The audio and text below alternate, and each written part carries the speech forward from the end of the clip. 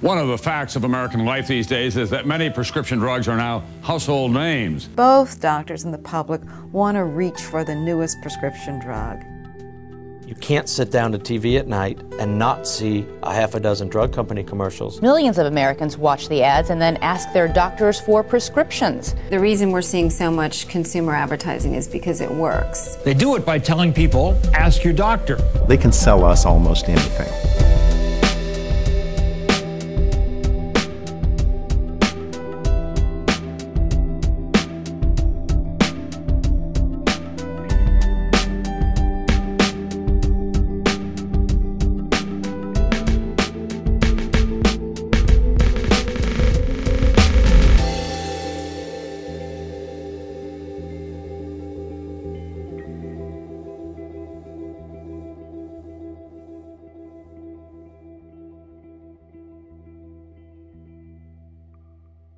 The companies that make up the pharmaceutical industry are among the largest corporations in the world.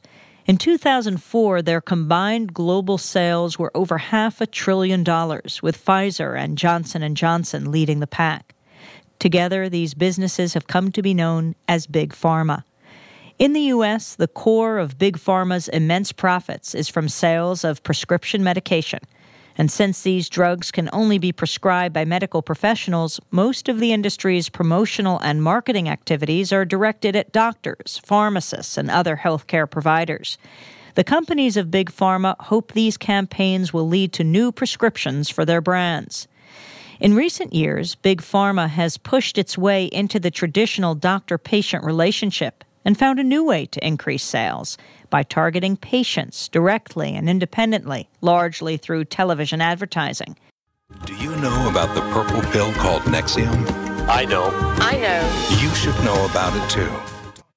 Between 1996 and 2004, industry spending on direct-to-consumer advertising, or DTC, rose over 500%.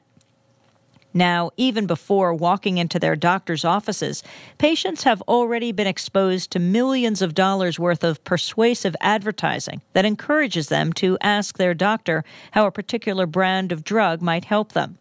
Ask your doctor about adding Plavix. Ask your doctor if Zelnorm is right for you. Ask your doctor if a free sample of Viagra is right for you. I asked my doctor about Lipitor. Have you? In this new landscape, the most vital question for American consumers is this: how might the influence of one of the most powerful for-profit industries in the world affect the way we think about our health and well-being?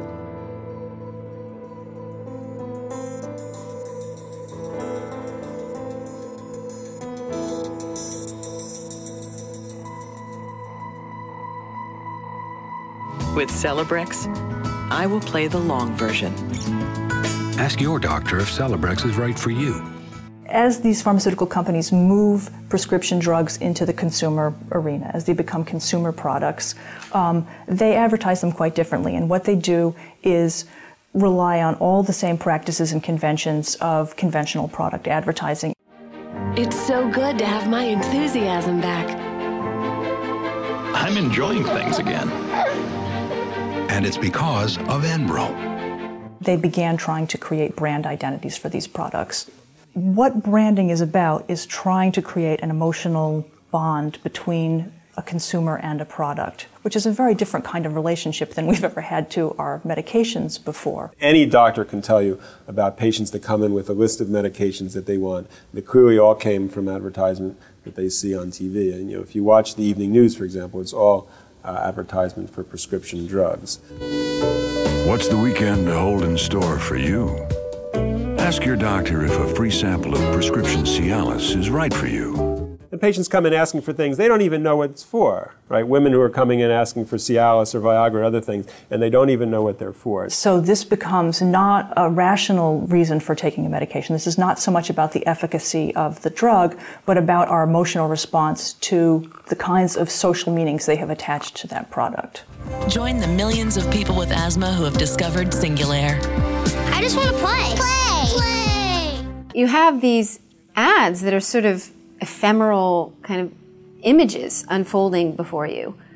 And To me, they seem like perfume ads or sort of something that's all about image, that's all about emotional impact. Most of what you get in these ads are these incredibly compelling lifestyle portraits of people who are living healthy, vibrant lives thanks to pharmaceuticals.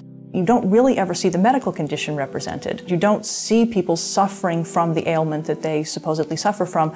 You see them restored to health after they've taken the chemical. The pleasing tones and images of these ads are often at odds with the less pleasurable list of side effects that companies, by law, are required to recite. Side effects include itching, rash, diarrhea, and bruising. Dry mouth, sweating, nausea. Headache, flu, runny nose, and ear infection. If you take Wellbutrin XL, there is a risk you may have a seizure. Erections lasting longer than 4 hours, though rare, require immediate medical help.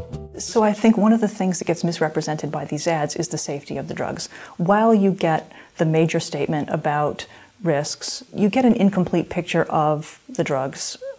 These drugs are not as safe or effective as the ads suggest they are. According to Otis Lee Elliott's cardiologist, it's not his high cholesterol that put him in the hospital, it's the medicine he took to lower it. Adverse drug reactions, reactions that happen even though the medication has been properly prescribed, are the 5th leading cause of death in the United States. In fact, each year in the United States, adverse drug reactions cause an estimated 100,000 deaths and approximately 1.5 million hospitalizations. The withdrawal of the popular painkiller Vioxx from the market is a salient example of the magnitude of this problem.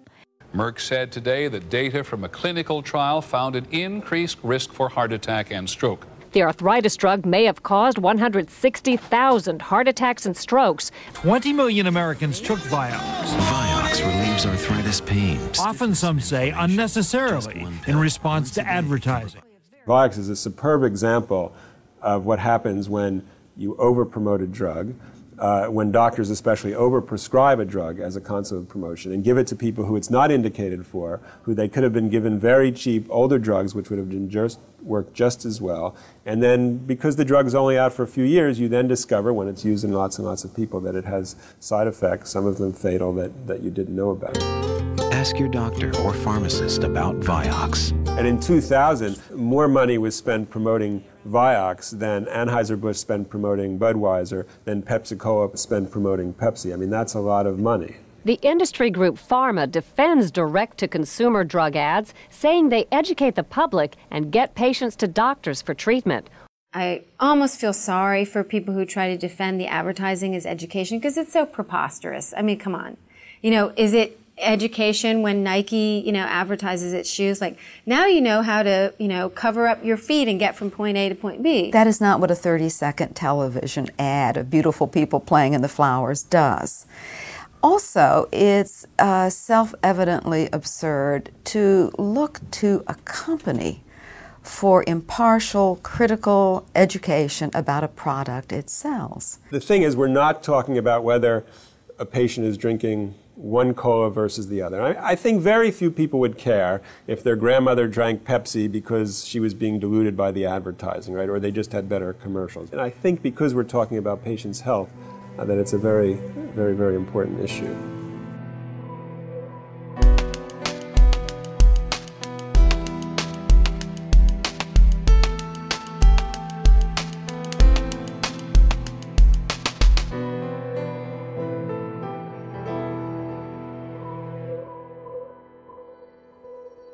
Based on the sheer number of drug ads on television, it would be natural to assume that the industry is constantly creating new and improved drugs. But we might also ask, are these new drugs really more effective than those already on the market? When the drug companies test their drugs and submit their evidence to the FDA to get approval, they don't have to compare the new drugs with old drugs to treat the same condition. They just have to